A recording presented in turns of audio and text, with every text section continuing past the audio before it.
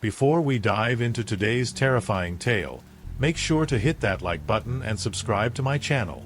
Don't forget to click the bell icon so you never miss a spine-chilling story. Let's get into it.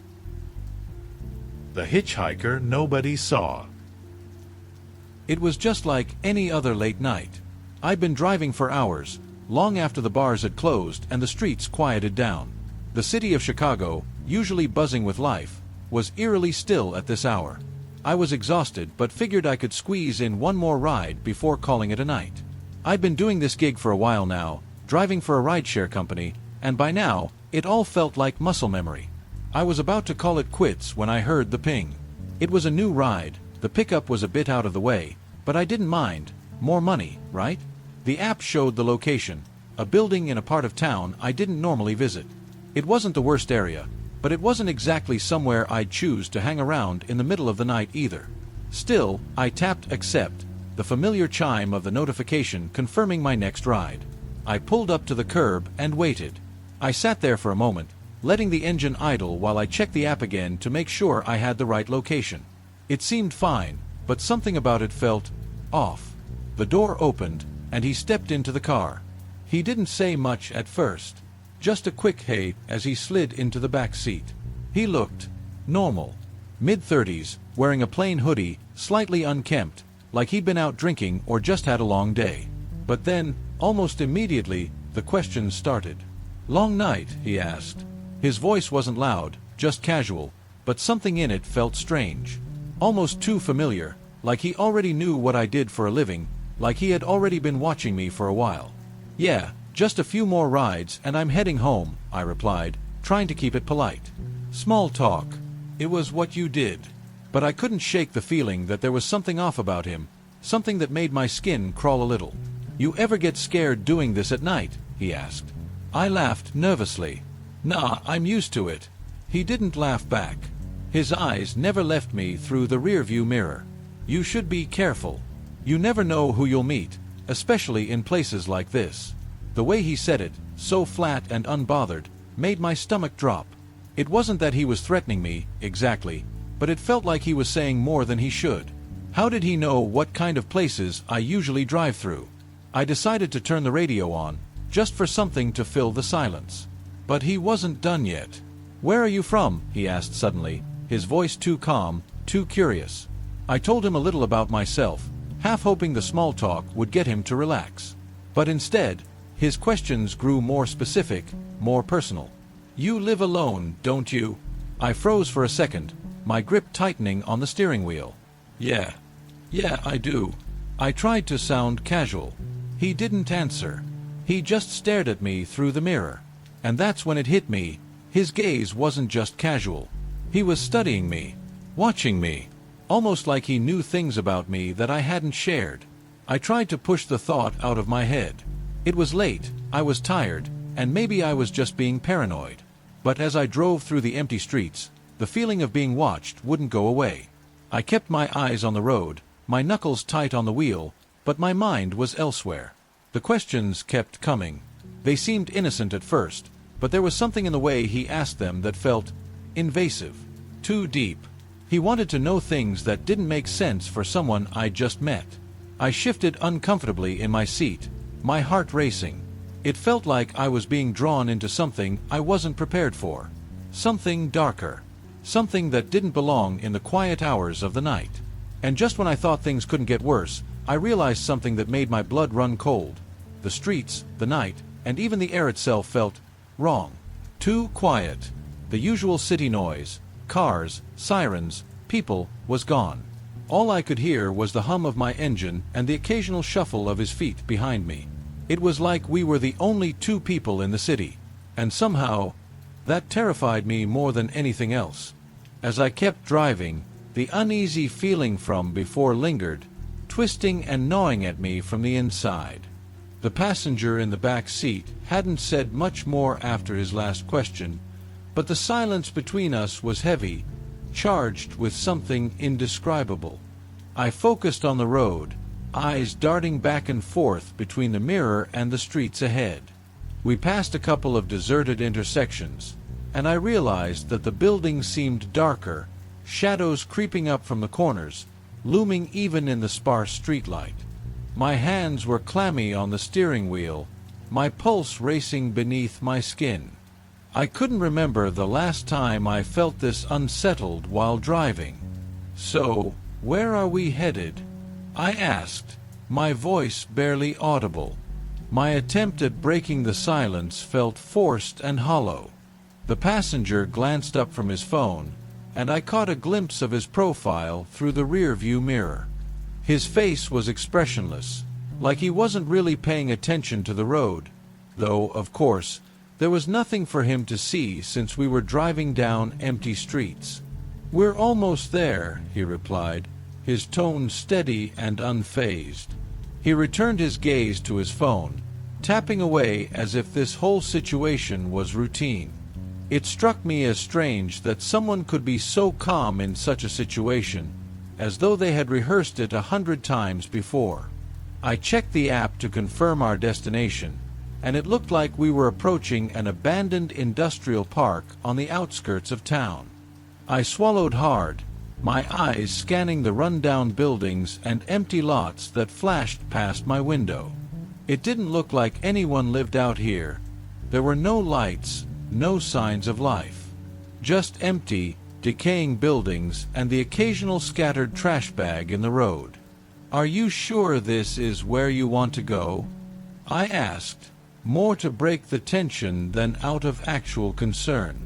My pulse quickened when I saw the passenger's expression remain blank, his eyes unfocused as though he wasn't really paying attention to my question. "Yeah, this is fine," he replied.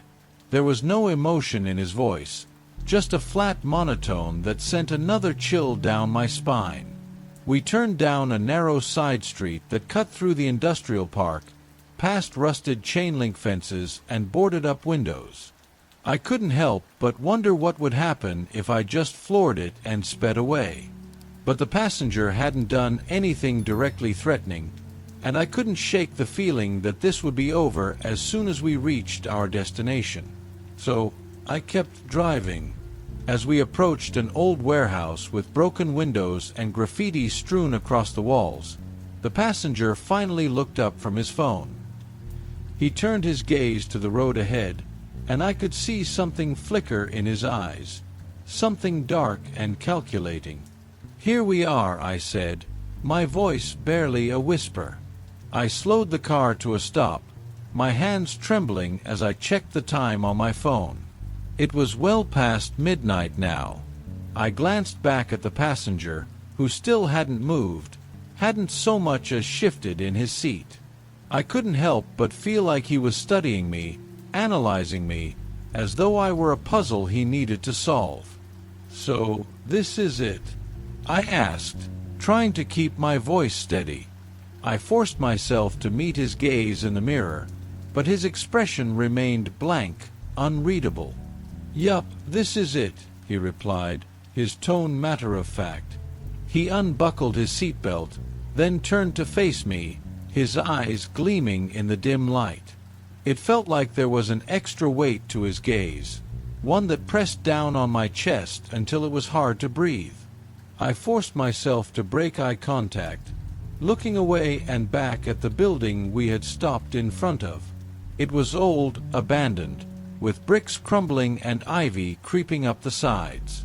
I couldn't help but wonder if the building had been empty for years, or if there was something else lurking inside that I couldn't see. "You gonna get out?" I asked, trying to sound nonchalant as my hands tightened around the steering wheel. I couldn't shake the feeling that if I did, if I let this passenger out of my sight, I might never see him again.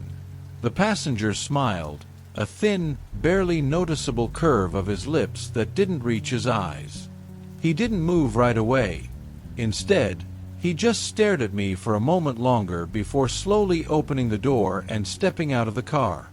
I watched as he walked away from the vehicle, his posture relaxed and calm, as though nothing was wrong. I took a deep breath, trying to steady my heartbeat as I watched him disappear into the darkness beyond the building. I didn't know why I didn't drive away right then and there. Maybe it was curiosity, or maybe it was fear that kept me glued to my seat. But as I watched the passenger's silhouette fade away, I realized that something was wrong, terribly, horribly wrong. And I had no idea what it was, only that it made my skin crawl and my heart race like never before. I sat there for what felt like an eternity, my hands gripping the steering wheel so tightly my knuckles turned white. The night seemed to stretch on, and the empty street outside felt colder, darker than it had moments ago. I couldn't shake the feeling that something was off, that something was still out there in the shadows. I checked the rear-view mirror again, half expecting to see the passenger standing there, staring at me through the glass. But the back seat was empty. After a few minutes of staring into the darkness, I finally let out a breath I didn't realize I was holding. It didn't make any sense. He had just gotten out of the car like any normal passenger would, and yet, I felt like something was wrong. That feeling lingered like a cloud over me, a whisper I couldn't shake. The kind of whisper that told you to leave, to drive away and never look back.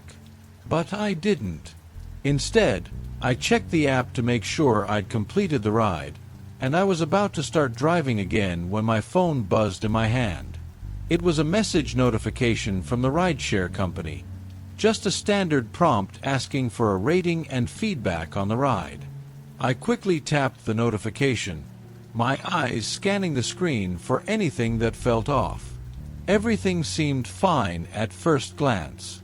There was no mention of anything unusual, no indication that I had done anything wrong. But then, as I was about to put my phone down, a second message appeared. A new notification, one that didn't come from the rideshare app. It was a text message from an unknown number. "I'm still here." My heart dropped into my stomach. I froze, staring at the screen. My fingers shook as I set the phone down slowly. The message didn't make sense. I had just seen him walk away. I was sure of it. But then again, had I? I couldn't remember exactly when I'd last seen him vanish into the darkness. It was like my mind had blocked it out, or perhaps it had all happened so quickly that I wasn't sure if it had even happened at all. I looked at the back seat again, almost afraid to confirm what I was already starting to suspect, that he was still there, that somehow he had never left. Forcing myself to look away, I took a deep breath and started the engine. The hum of the car was oddly comforting, and the sudden sense of motion made me feel slightly less like I was stuck in some nightmare. But as I began to drive off, I couldn't shake the feeling that I wasn't alone anymore.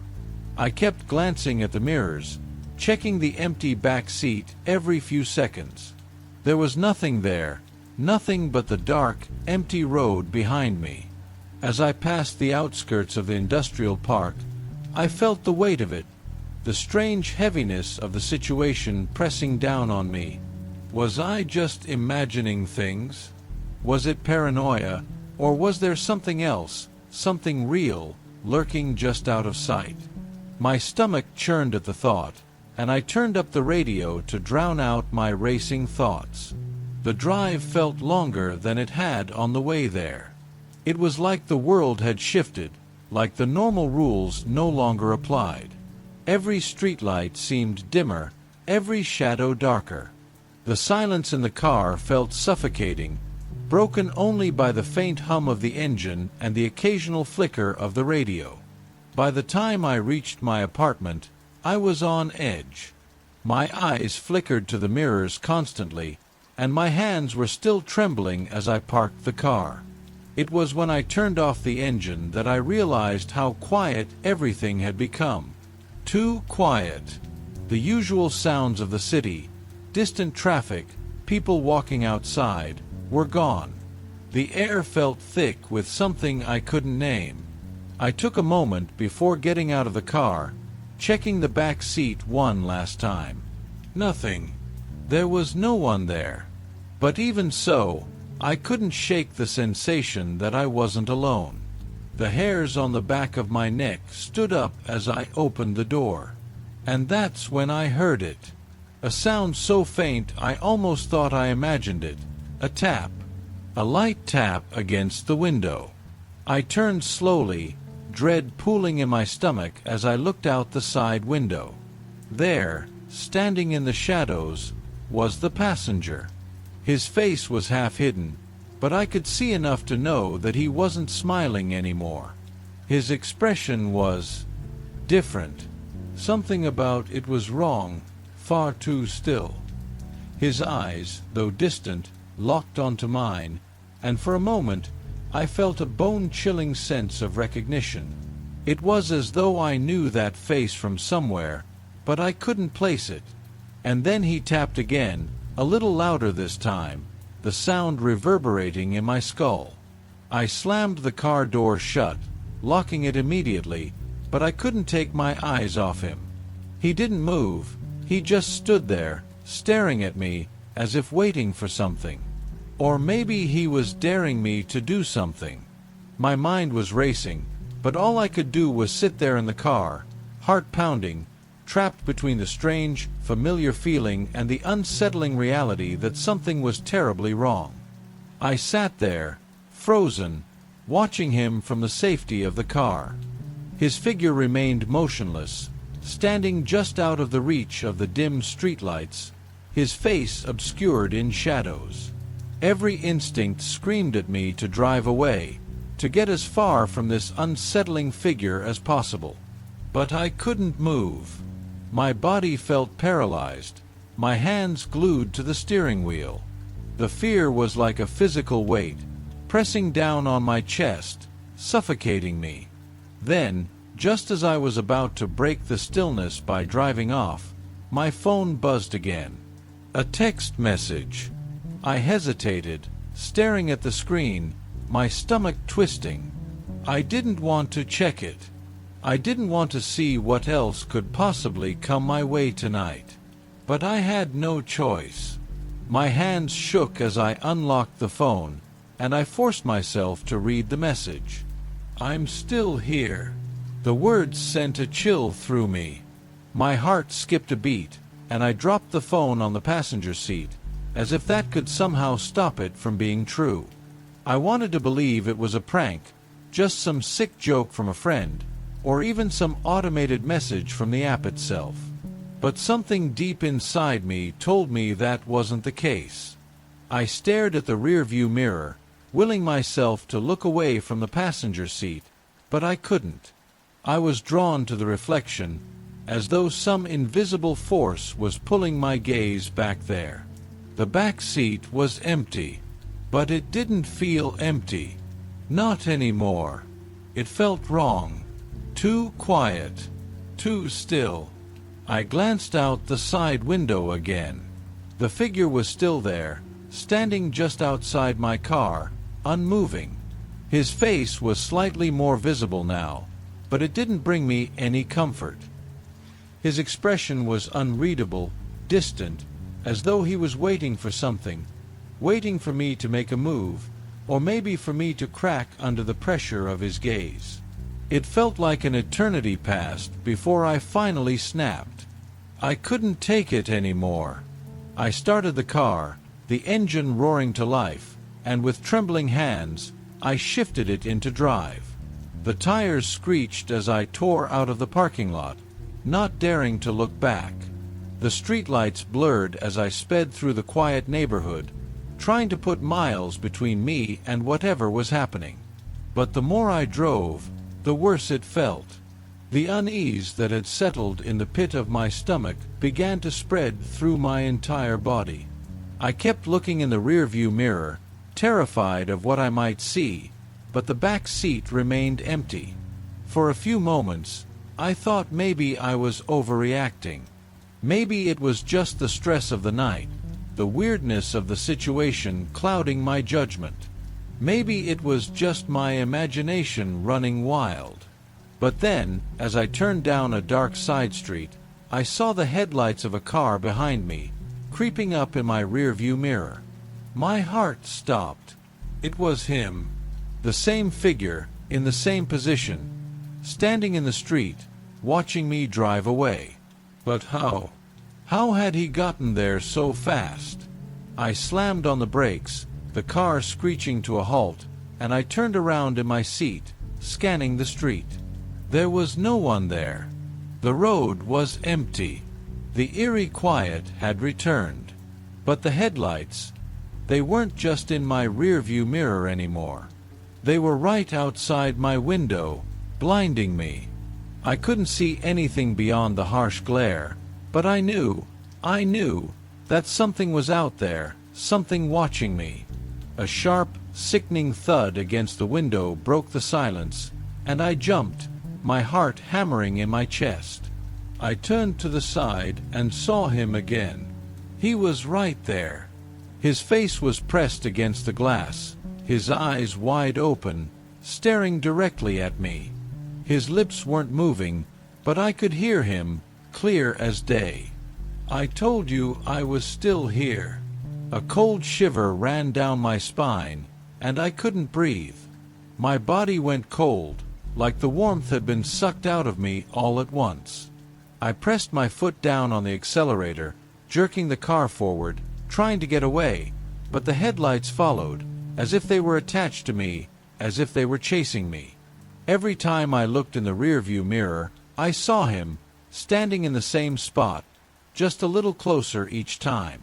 I could feel his presence in the car, even when I wasn't looking. He was still there, and no matter how far I drove, no matter how fast I went, I couldn't escape.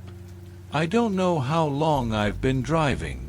It feels like hours, but it could just be the adrenaline messing with my sense of time. I'm speeding down the highway now, the headlights of his car still in my rearview mirror, as if it's attached to me, as if it's never going to let me go. My hands are slick on the steering wheel, and my vision is starting to blur from the exhaustion and fear. Every time I glance in the rearview mirror, I see him. He's always there. Closer now, his figure emerging from the darkness like something that doesn't belong in the world of the living. His eyes, those eyes, I can still feel them on me, cold and calculating. Every time I look back, it feels like the distance between us has closed, like I'm being pulled back into his world. I don't know what to do. I've tried calling the police, but the call keeps dropping. My phone screen is cracked, and the battery is dangerously low. I keep looking for a place to turn off, to lose him, but the streets are deserted, and the few houses I pass have no lights on, no signs of life. I just need to get away. I turn down a street, hoping I'll lose him, but as soon as I do, I hear the unmistakable hum of his car engine right behind me. I slam my foot on the gas pedal, but it's no use. It's like I'm driving in circles, stuck in some twisted version of reality where every road leads back to him. Suddenly, the car behind me blinks out of existence. I don't know how or why, but it's gone. I can't see it in the mirror, not even a shadow of it. I pull the car over to the side of the road, my breath coming in ragged gasps. I can't believe it. Maybe I've lost him. Maybe this nightmare is finally over. But then, my headlights flicker. And in the dark, I hear it, quiet at first, but growing louder. The sound of footsteps. Heavy, deliberate steps coming toward me from the rear of the car. I don't need to look. I can feel it. I can feel him, getting closer, the air thick with the weight of his presence. Slowly, I turn in my seat. My heart pounds in my chest, but I can't stop myself. I need to know. And there he is, standing right behind me, so close that I can see the outline of his twisted face through the rearview mirror. His eyes are wide open, too wide, too empty. There's no life in them, just a hollow, unblinking stare. He smiles. That smile. It doesn't belong to any human being. It's wide, too wide, and it stretches across his face in a grotesque way. A thing that was never meant to smile. I told you. You couldn't escape. I'm shaking now, my body seizing up in fear, paralyzed. The words echo in my mind, reverberating in my skull like the last thing I'll ever hear. The door handle rattles.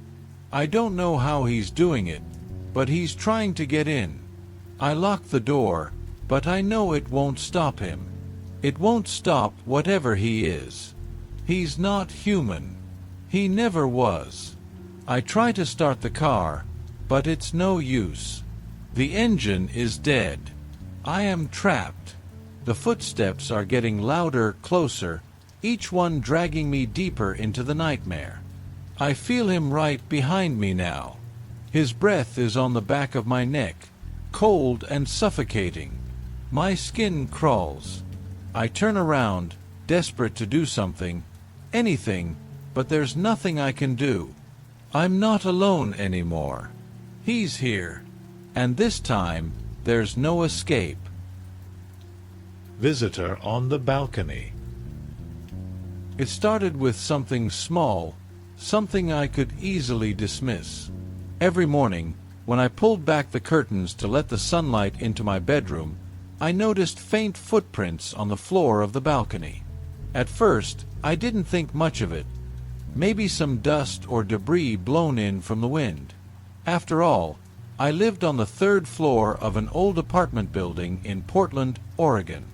No one could access my balcony without scaling the side of the building, and that seemed impossible. I mentioned it casually to my parents during breakfast. My dad shrugged, mumbling something about the wind, while my mom suggested I just sweep it up. I did, and for a few days, I forgot about it. But then the footprints returned. They were the same size, the same pattern, barefoot, human, but impossibly clear, as if someone had stepped there deliberately. The unease began to creep in. I double-checked the locks on the sliding glass door every night. It was always secure. Still, the prints appeared, perfectly undisturbed. I started inspecting them closely, looking for any signs of how they got there. The thought that someone, or something, was standing on my balcony while I slept made my skin crawl. One night, unable to shake the feeling of being watched, I stayed up late. I sat on my bed, staring at the shadowy outline of the balcony through the curtain, my heart racing at every small noise. Nothing happened. Exhausted, I finally fell asleep around 2 a.m. When I woke up and checked the balcony, the footprints were back, as clear as ever. This time, they were closer to the door. The footprints haunted me. Every morning, they were there, taunting me with their perfect clarity. I swept them away, locked the door, and prayed they wouldn't come back, but they always did. It wasn't just the footprints anymore, it was the sense of being watched. I could feel it, especially at night, like a weight pressing against my chest. One evening, I decided I couldn't take it anymore. I set up my phone on a tripod facing the balcony. I wasn't great with tech, but I figured a simple video recording would do the job.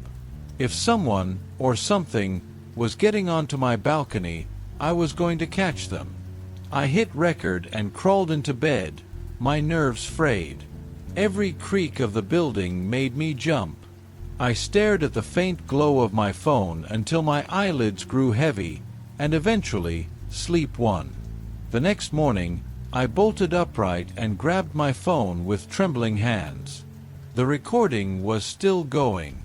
I rewound it, fast-forwarding through hours of nothing but shadows shifting in the moonlight. And then, around 3:15 a.m., I saw it. A figure emerged from the darkness, stepping onto my balcony as if out of thin air. It was tall, unnaturally lanky, with limbs that seemed too long for its body. Its movements were jerky, almost insect-like, and it didn't wear any clothes. It stood there, facing my door, its head cocked to one side as if listening. My breath hitched as the figure slowly raised a hand and pressed it against the glass. Then, just as quickly as it had appeared, it turned and melted back into the shadows. There was no sound, no sign of how it got there or where it went. My heart pounded as I stared at the screen, disbelief mixing with sheer terror. I had to tell someone, but who? Who would believe me? I spent the entire day replaying the footage, trying to convince myself it wasn't real. Maybe it was a trick of the light, a glitch in the recording, or my overactive imagination. But no matter how many times I watched it, the figure was there, unnatural, deliberate, and terrifyingly real. I decided to show my parents.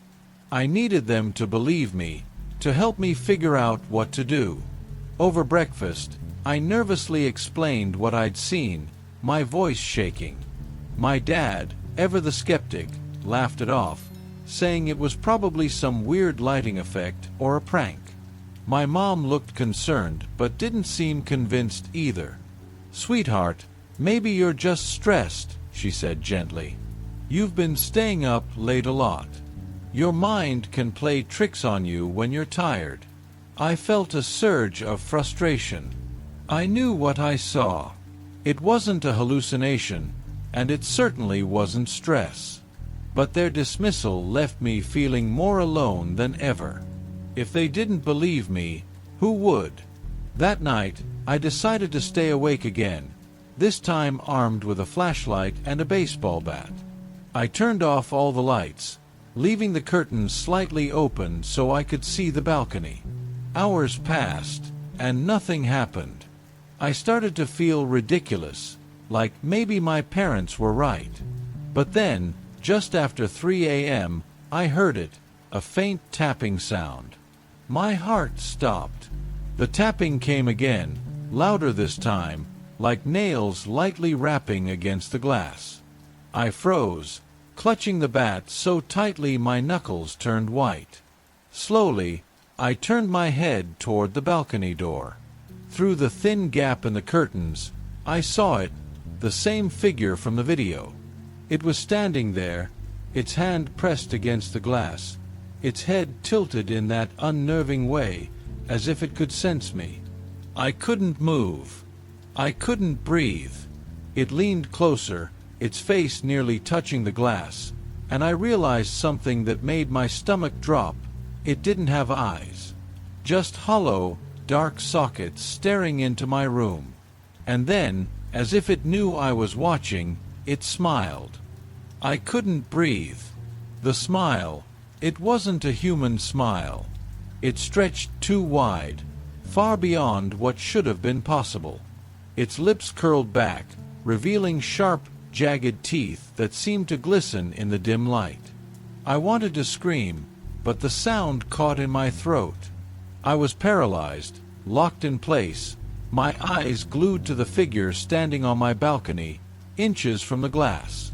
The figure tilted its head even further, as if inspecting me, studying my every move.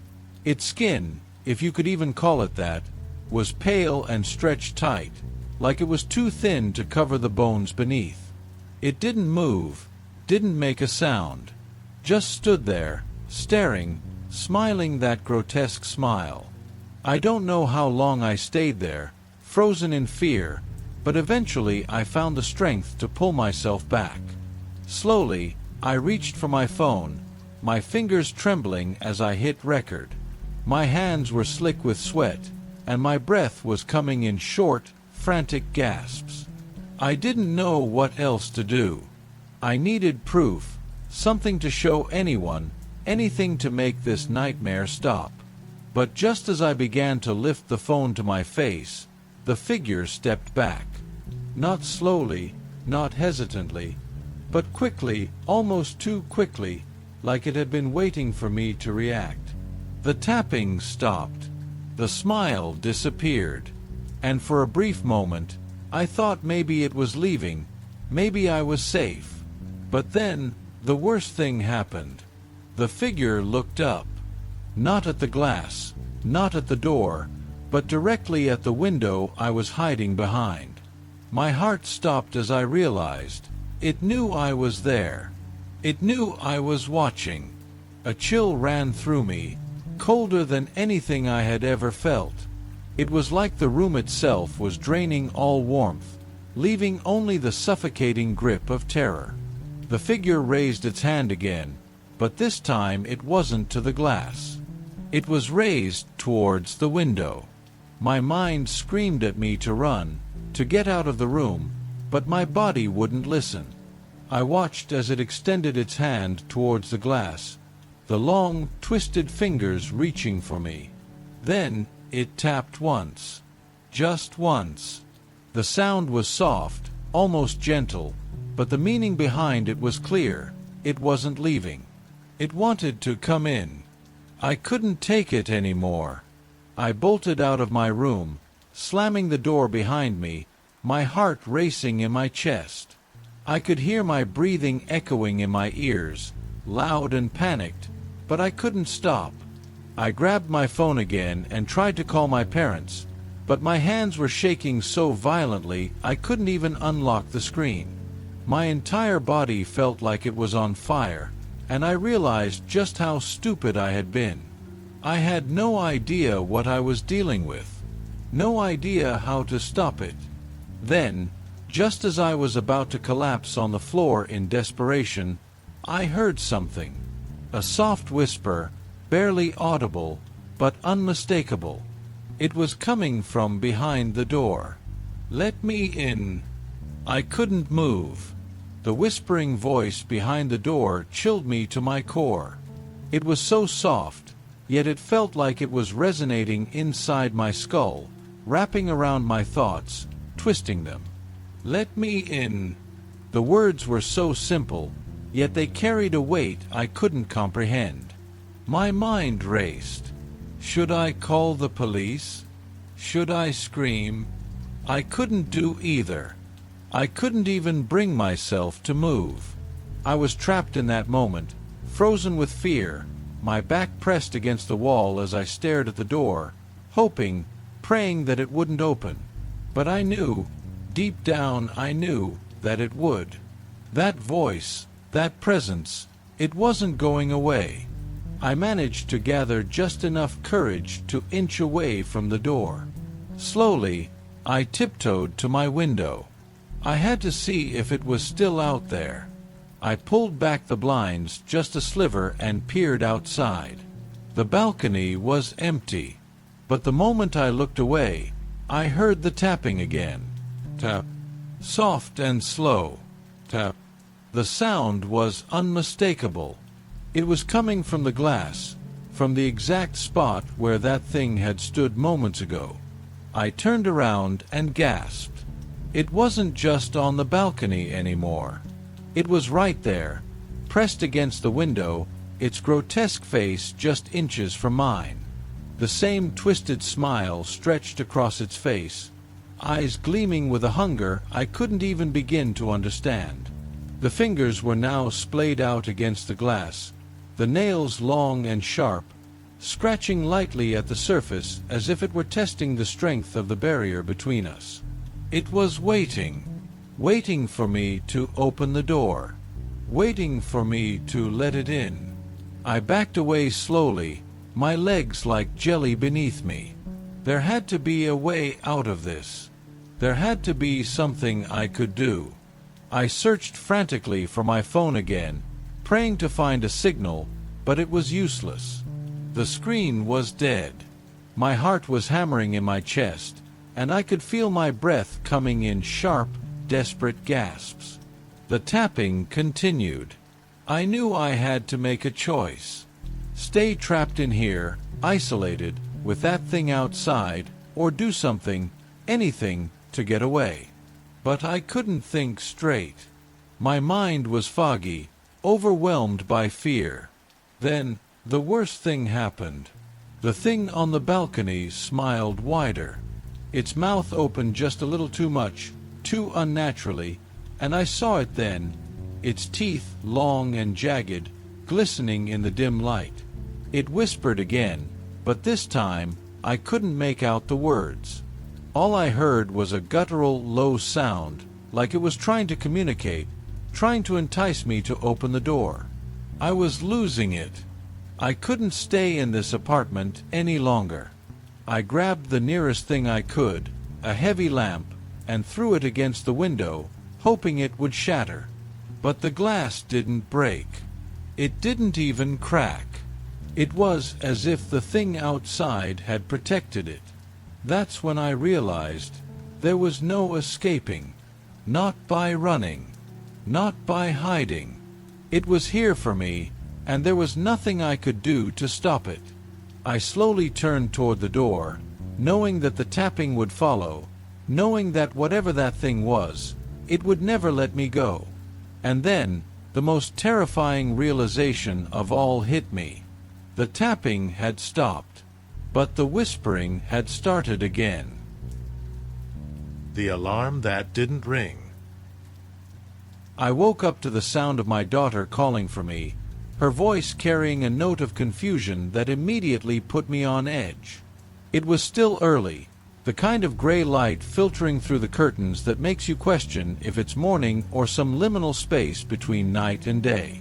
I threw on a robe and shuffled down the hall, meeting her in the living room where my wife stood frozen, staring at the front door. It was wide open. "What happened?" I asked, my voice catching. I don't know," my wife replied, her brow furrowed as she clutched her arms. "I locked it last night." "I know I did." A pit formed in my stomach as I looked around. The windows, every single one of them, were open too. Not just unlatched. They were wide open, as if someone had flung them apart to let in the cool morning air. The back door was ajar, swinging slightly in the breeze. My daughter clung to my side, asking questions I didn't have answers to. I checked the alarm system, convinced it must have malfunctioned, but the control panel showed it was still armed, as if nothing had ever triggered it.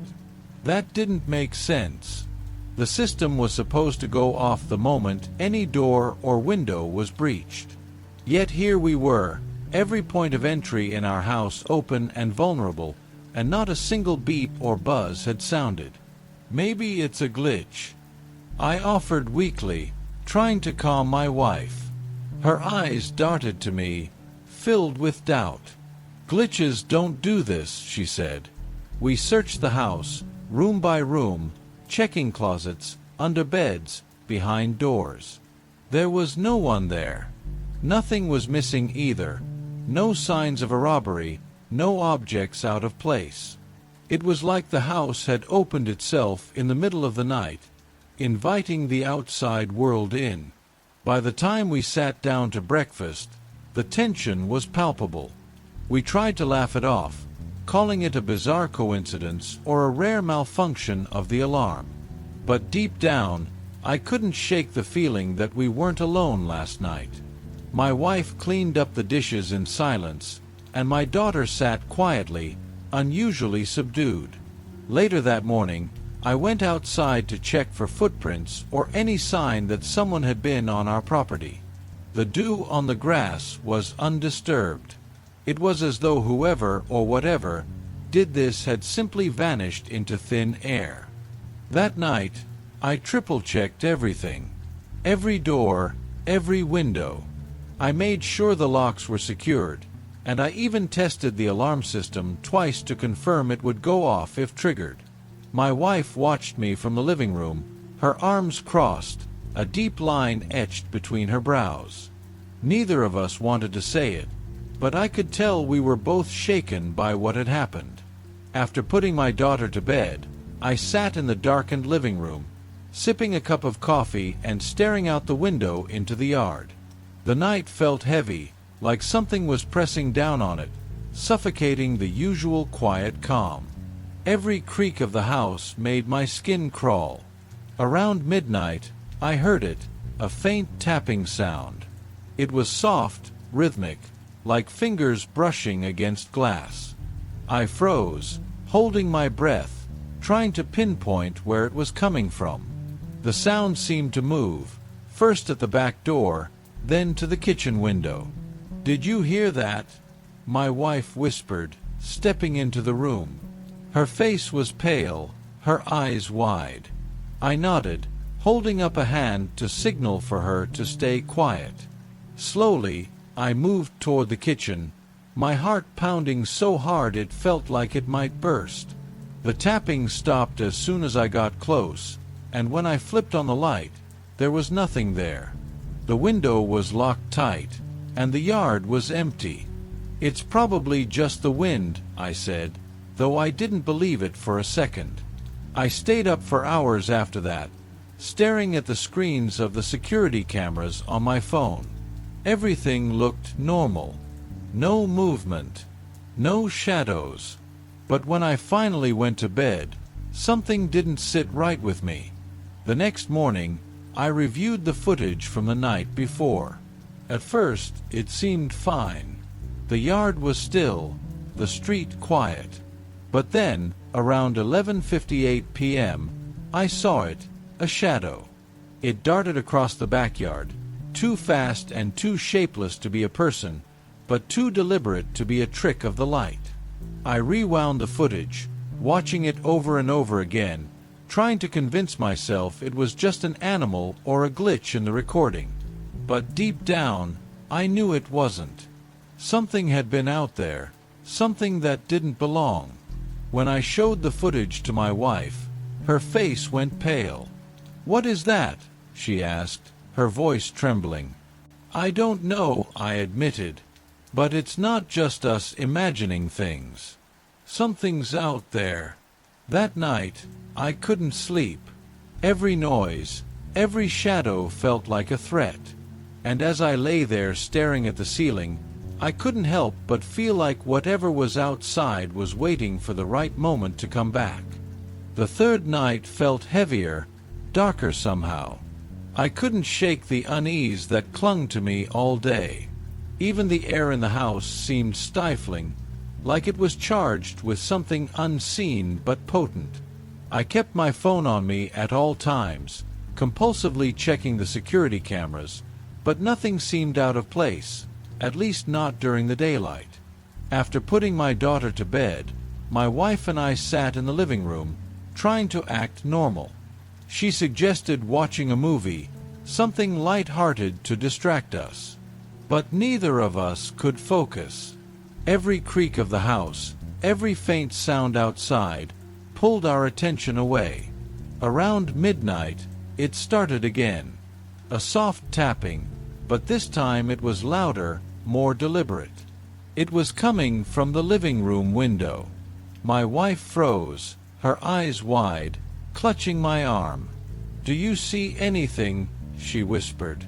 I shook my head, too afraid to answer. I crept toward the window, every step feeling like I was dragging lead weights. Peering through the curtains, I scanned the yard. It was empty, at least, at first glance. Then I saw it.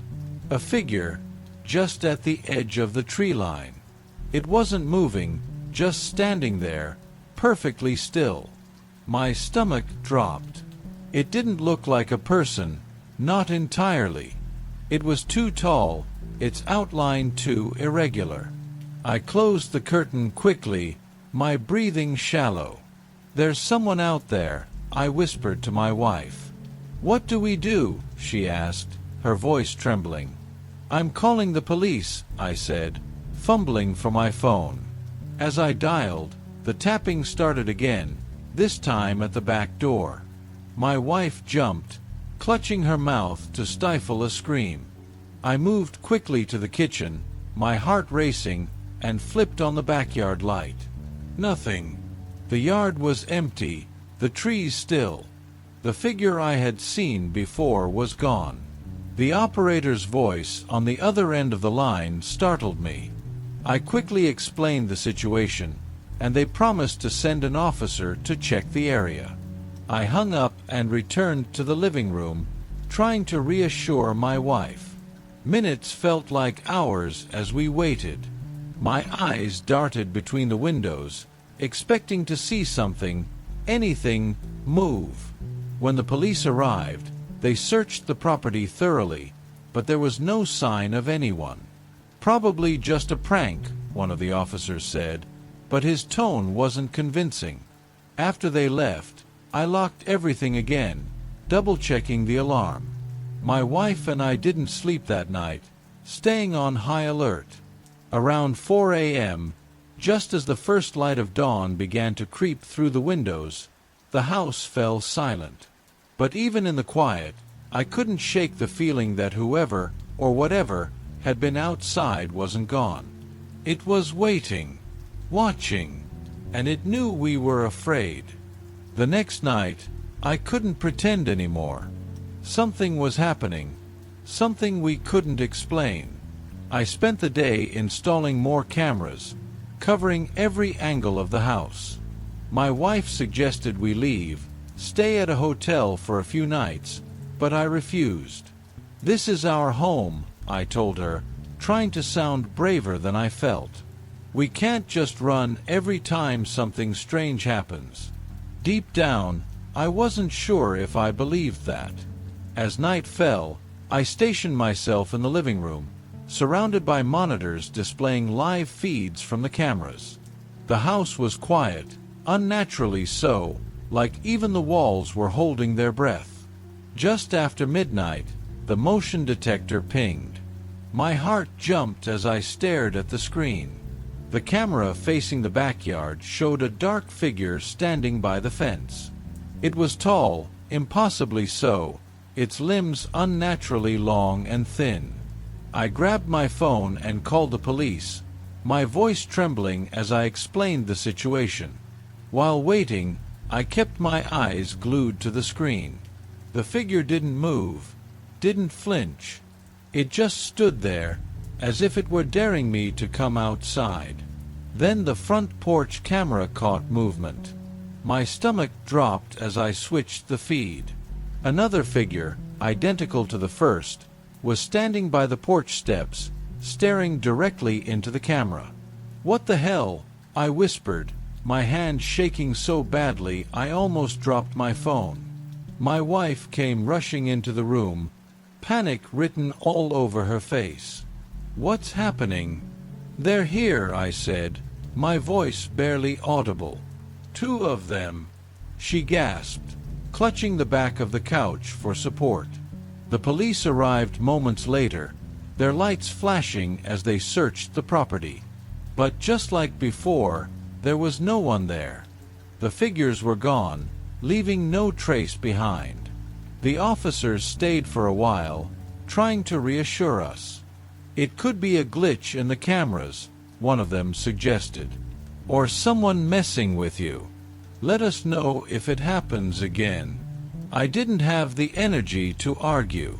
As soon as they left, I locked every door and window again, my mind racing.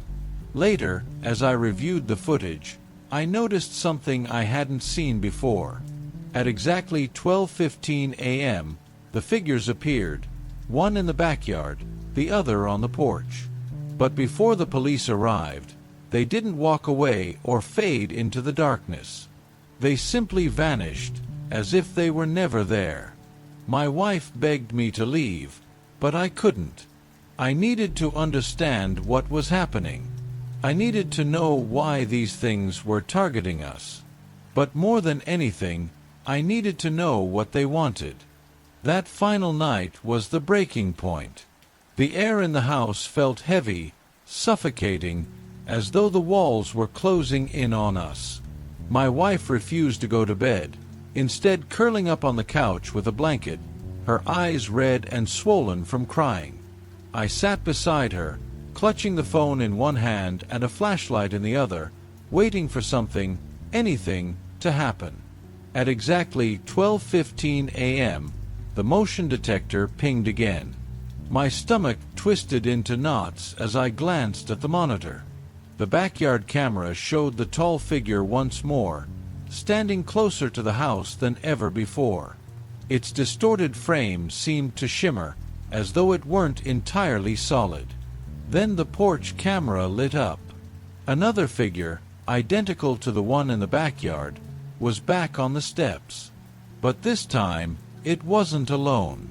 A third figure now stood at the base of the porch stairs, its head tilted unnaturally to one side as if studying the door. I scrambled to call the police again, my voice barely coherent. "They're back. 3 of them this time. Please, hurry." My wife let out a strangled cry, pointing toward the kitchen. I turned to see the shadows outside the window, elongated and twisting, as though the figures were trying to seep through the glass.